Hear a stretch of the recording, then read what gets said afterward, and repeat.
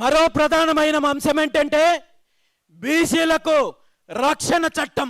బీసీల పైన దాడులు జరుగుతున్నాయి, బీసీల పైన తప్పుడు కేసులు పెడుతున్నారు, బీసీల పైన హత్యలు జరుగుతున్నాయి. ఏ పార్టీ అధికారంలో ఉన్నా, ఏ నాయకుడు అధికారంలో ఉన్నా దాడులు, హత్యలు, తప్పుడు కేసులు, ఎస్సీ ఎస్టీ అట్రాసిటీ కేసులు ఎదుర్కొంటున్నది మాత్రము 100% ఈ రాష్ట్రంలో బీసీలే ఎదుర్కొంటున్నారు. కాబట్టి వీళ్ళకి రక్షణ చట్టం కావాలి అని మొట్టమొదటిసారిగా ప్రతిఘటించింది, మొట్టమొదటిసారిగా డిమాండ్ చేసింది తెలుగుదేశం పార్టీనో, ఆ పార్టీ నాయకుడో, మరో పార్టీనో కాదు. మొట్టమొదటిసారిగా 2023 జూలై 23వ తేదీన ఈ రాష్ట్రంలో ఒక ప్రత్యామ్నాయ రాజకీయ శక్తిగా ఆవిర్భవించడానికి ఏదైతే కంకణం కట్టుకున్నామో ఆనాడు బీసీవై పార్టీ ఆవిర్భావ సభలో నేను స్పష్టంగా ప్రకటన చేయడం జరిగింది. ఈ రాష్ట్రంలో ఉన్న బీసీలకు రక్షణ చట్టం తెస్తామని చెప్పి స్పష్టంగా ప్రకటన చేస్తే ఈ ప్రకటనను ఆ తర్వాత సుమారు 3 నెలల కాలం తర్వాత కాపీ కొట్టి తెలుగుదేశం పార్టీ నారా లోకేష్ ఏదైతే పాదయాత్రలో బీసీలకు తప్పుడు హామీలు ఇచ్చి బీసీలను మభ్యపెట్టే కార్యక్రమం చేశారు.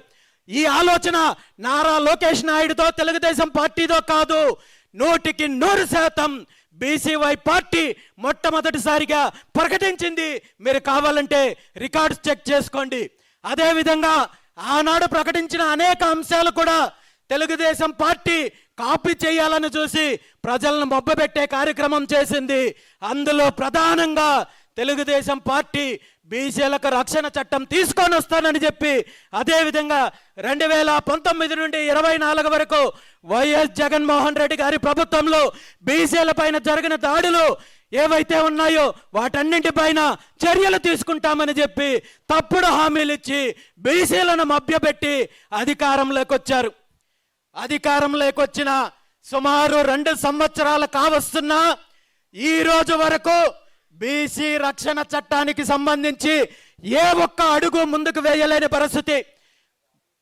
ప్రతిపక్షంలో ఉన్నప్పుడు నారా లోకేష్ నాయుడు గారు, నారా చంద్రబాబు నాయుడు గారు ఊరా వెళ్ళిన ప్రతి చోట, ప్రతి బహిరంగ సభలో కూడా బీసీలకు రక్షణ చట్టం తీసుకొని వస్తానని చెప్పి ప్రకటించారు.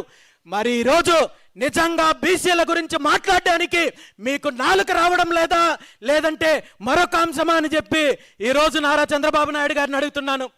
అదేవిధంగా ఈరోజు బీసీ రక్షణ చట్టం అంటే కేవలం బీసీవై పార్టీకో, లేదంటే బీసీలకు సంబంధించిన నాయకులకో, కుల సంఘాలకు మాత్రమే పరిమితమైనదా?